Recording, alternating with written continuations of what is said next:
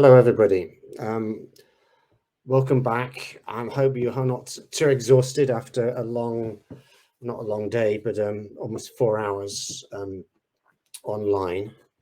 It's been a very productive and very interesting day, at least from our point of view. And in this final session, I'm welcoming Maziyar Ghiabi, and I hope María-Clara Torres, but we can't. Hey, Mazzy. She's not here at the moment, but I will introduce both people and hope that María-Clara will join us in a minute. If not, Mazzy will give some reflections and we'll have a conversation. So the purpose of this final session is to ask Mazzy and María-Clara to give a few thoughts reflecting on what they've heard today and how this kind of resonates with their own work. So let me just say a few words, first of all, about Mazzy. Mazzy is currently the Wellcome Lecturer in Medical Humanities and Politics and Director of the Centre for Persian and Iranian Studies at the University of Exeter. He's the author of the award-winning book, Drug Politics, Managing Disorder in the Islamic Republic of Iran.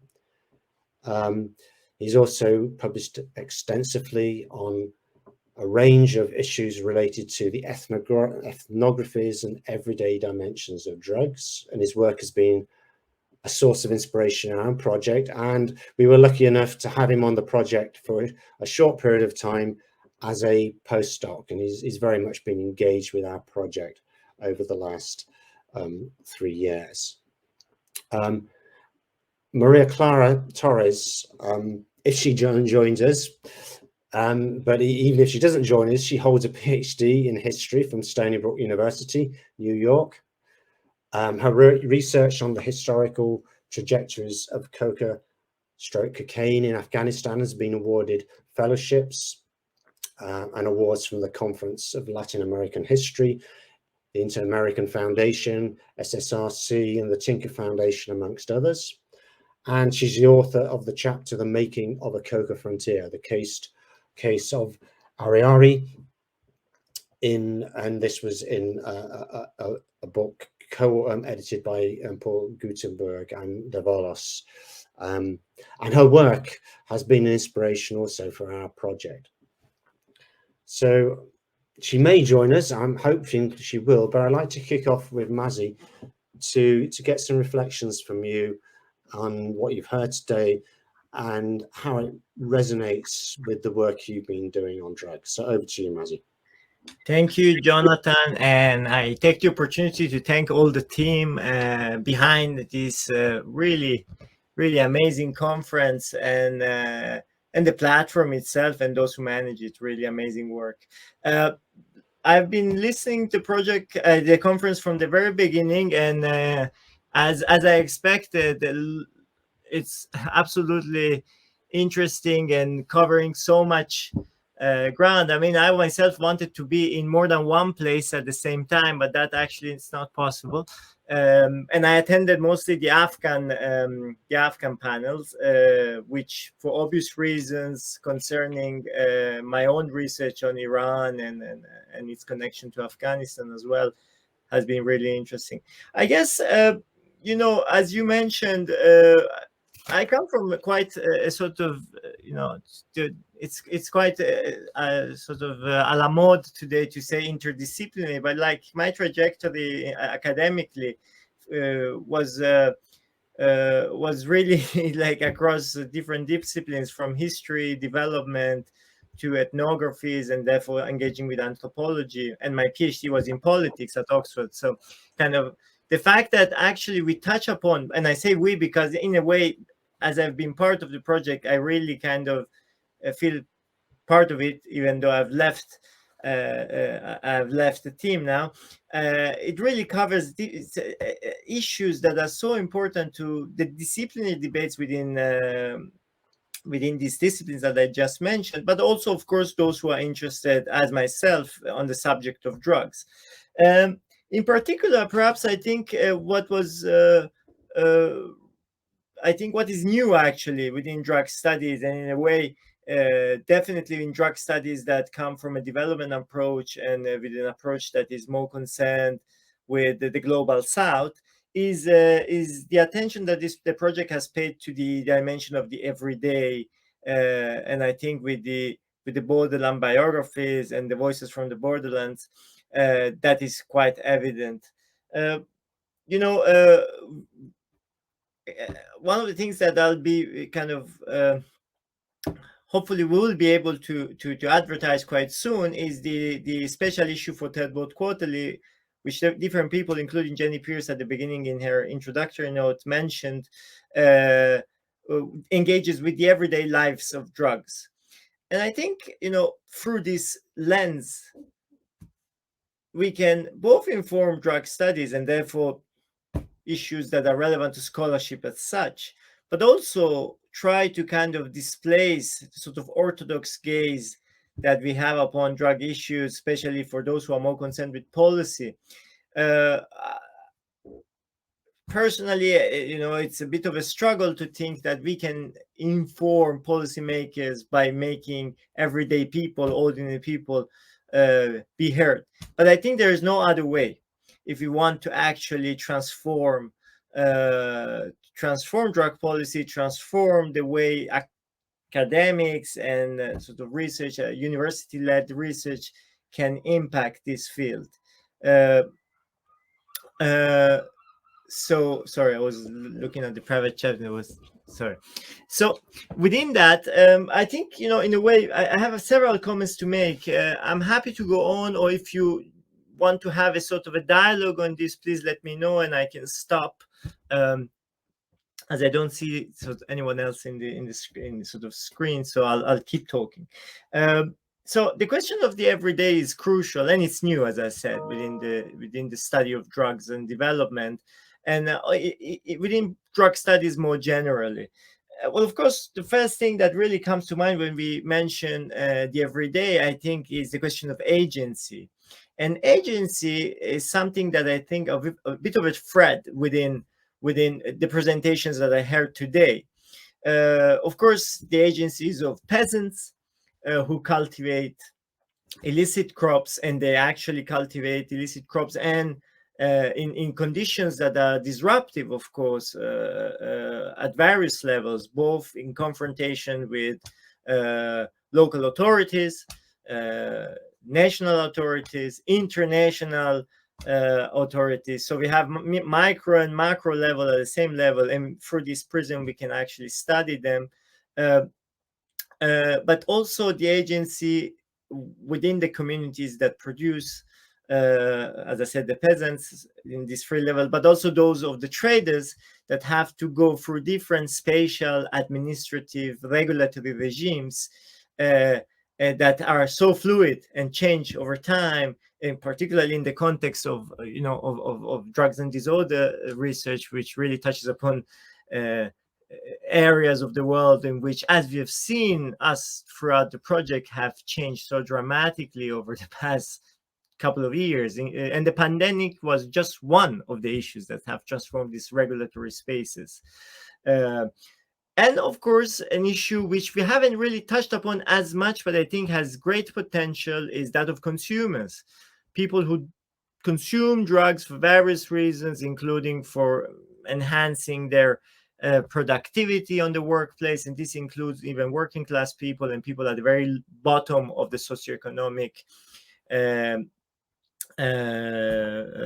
socioeconomic pyramid, and those who fall into the sort of adverse health implications of substance abuse, of course, and that, of course, is also part of this we may call it assemblage, we may call it a complexity of drugs, in which we have the connection between peasants producing a crop, traders trading it across international and local spaces, and consumers that are affected by an economic model which, of course, is governed by capitalist mindset, and it means that a consumption which is chronic and habitual is the most profitable, and therefore the one that all actors within this kind of chain, particularly the traders and those who deal with the highest profits of it, pursue. I'll stop here, but I'll be happy to go on with more kind of exchanges, because otherwise it feels like a monologue. And hi, María-Clara, good to see you. Bienvenida. Thanks, Mazi. We'll come. Hi, María-Clara, great to see you as well. Just a quick plug for tomorrow. You mentioned about consumers, Mazi. LSHGM will be presenting some of their work tomorrow, and that will be also engaging more with the consumption side. But we'll come back to some of the things you raised in a minute, but I'd like to welcome María-Clara. I've already introduced you when you were offline, María-Clara. So if you wanted to come in with a few thoughts from what you've heard today and how it resonates with your own work, which, as I said when I introduced you, was an inspiration for us, and particularly your work on the coca frontier and the historicization of drug issues has been something that's guided our thinking around borderland biographies. So over to you, María-Clara. Well, thank you so much for inviting me. So I was asked to offer some reflections on the presentations and to comment on how they resonate with my work. So I just want to touch upon three main points. The first one is the importance of considering economic and cultural variations among coca frontiers. The second one is the unintended consequences of the drug economy. And the third one is a discussion about the state and the different scales of the state. So my main point, I think it's important to, I want to highlight the importance of carrying out historical and ethnographical comparisons to be able to see the differences among coca frontiers. Not only, I mean, even in Colombia, coca frontiers are not the same, and not to say the differences between coca frontiers in the Andean region, right? So that's why I think we do have to have historical comparative analysis, to have regional comparisons that can uncover those economic, ethnic, and cultural variations in the history of coca cocaine in Colombia. So this commodity, an illicit commodity like coca, has adapted itself to different pre-existing conditions and has adapted to different patterns of settlement, to different agrarian structures, to different peasant moral economies and state policies, and therefore resulted in a variety of outcomes, right? So the first point is that Colombia's coca frontiers are not homogeneous.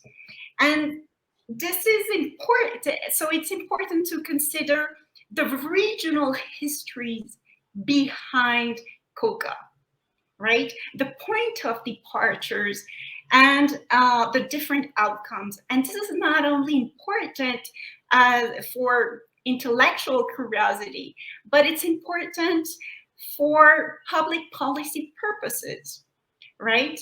Because in terms of providing solutions to those regions, because the peace agreement was largely blind to ethnic and cultural differences, right? And I do think that if you have to solve the problem of coca, you have to take into account those regional differences and the history behind. So and why is that important? Because the relationships of cocaleros with regional elites are different. They're, according to they're different with their relationship is different with the armed groups, with the state, with the regional elite. So those are differences that really matter. When you, for instance, Putumayo, when you talk about Putumayo, there's a region that has no significant agrarian reform was carried out in the 1960s in that region. Yeah, and it's a region that was connected to global capitalism through transnational oil companies.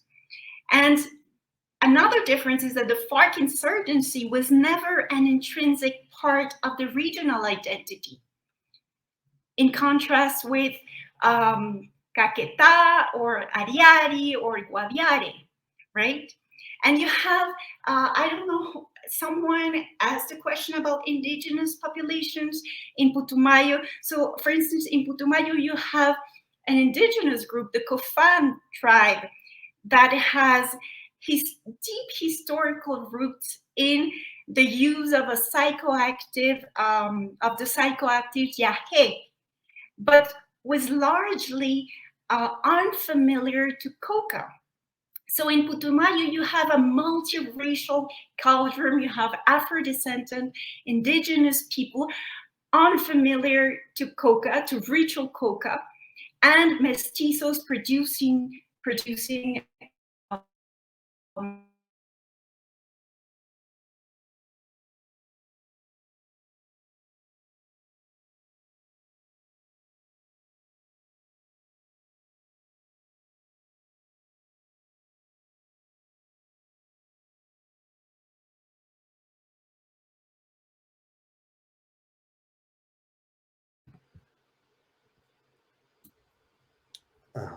Okay, I'm sorry. We seem to have lost María-Clara. You're still there, Maziyar? Sure. Yeah. So, okay. María-Clara, are you back? Yes, I'm here. Okay. We're running a bit out of time, so maybe a couple more minutes if that's okay. Okay. So we do have those regional differences that do matter. The second point is the unintended consequences of the drug economy, right? So you have the coca economy serving as a catalyst for state formation. As a matter of fact, the coca economy allowed small farmers to acquire goods and services without government assistance. And for instance, they acquired power generator, water tanks, and so on. But as an unintended consequences, the coca boom encouraged a significant number of people to move to the area, and those people, well, and that exceeded the capacities of community regulation, and that's when the state became necessary, right? So this large population started to press for the provision of public works, such as roads, hospitals, formal education that they couldn't provide for themselves, right? So you have state formation. The coca economy indirectly presses for state formation, okay?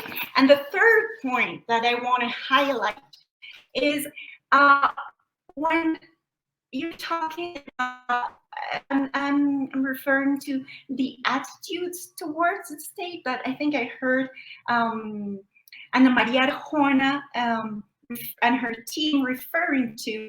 I want to ask, which state? Right? The regional state, the local state, the national state, it's not the same. The attitudes are not the same, right? So you really need a microscope here to understand how cocaleros engage differently. So I myself studied in Putumayo and saw how cocaleros were engaged in building municipalities, in traditional party politics, demanding services, they became bureaucrats, right? So when you say that cocaleros are hostile to the state, what do you mean? Which state? The national state, the local state? The relationship is completely different. And I'll leave it up there. Just to highlight the importance of doing ethnographic and historical comparisons. Thank you. Thank you.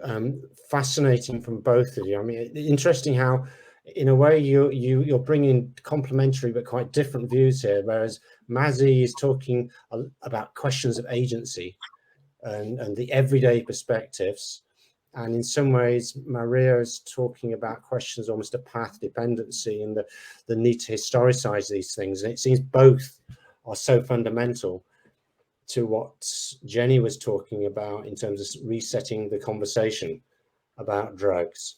I wonder if either of you want to have any final reflections before we have to finish up. I mean, like 30 a minute each, I'm afraid.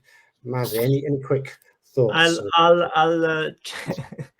I'll do my best to say something meaningful in such a short time. But I think, you know, we are intersecting in what we're saying. Of course, María-Clara went very much into detail in the Colombian case, and that was really interesting. But I think if we look at the question of the state that you brought up, and we put it in the perspective of agency, we can actually understand that the state itself, I mean, to quote Philip Abrams, is really is the smoke in front of the mirror.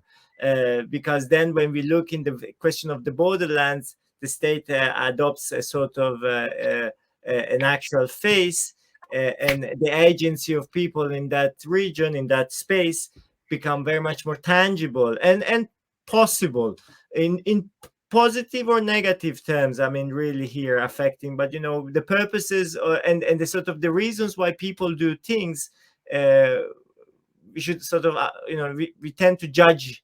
You know, if it's furthering drug trafficking, it's bad. If it's not, it's positive. But actually, when we look at and the sort of borderland perspective, as the presentation today demonstrated really clearly, things are quite different, and the outcomes are never as we would have imagined before doing the research. So this is what I really want to say.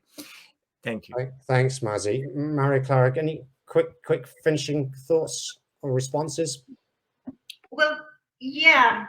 I think, well, by taking into consideration those regional differences, you also have to look at the different aspirations that cocaleros have. It's not the same to have mestizo cocaleros, right?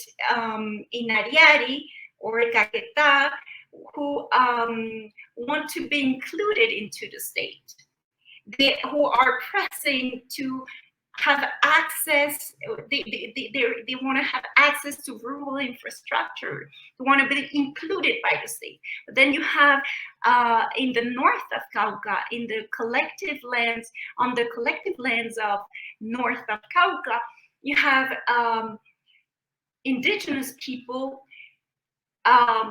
pressing for autonomy.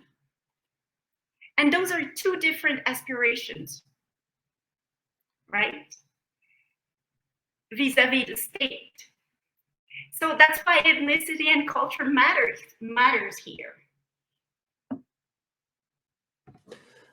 Thank you. I mean, I think something I take away from this is something we're trying to do is to kind of capture how frontier and borderland regions are quite different from other, but there are some interesting dynamics to compare and contrast. I mean, and we're not even talking, we're talking also about different drugs. I mean, María-Clara has been talking about cocaine.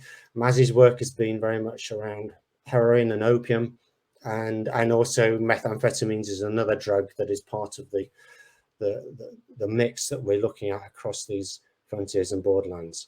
But I think we've just come to the end of today. I'd like to thank María-Clara and Mazi for some really stimulating and interesting ideas that I think will be coming out over in the conversations in the next 2 days, and we'll be starting off tomorrow with Patrick Meehan and Theo Balbi talking more about borderlands. And we would hope to see you more tomorrow's session, and to thank you for participating today. And please also, if you get a moment, to fill out the quick evaluation forms at the end of the day. So thank you very much, and we hope to see you tomorrow to continue the conversation. Bye.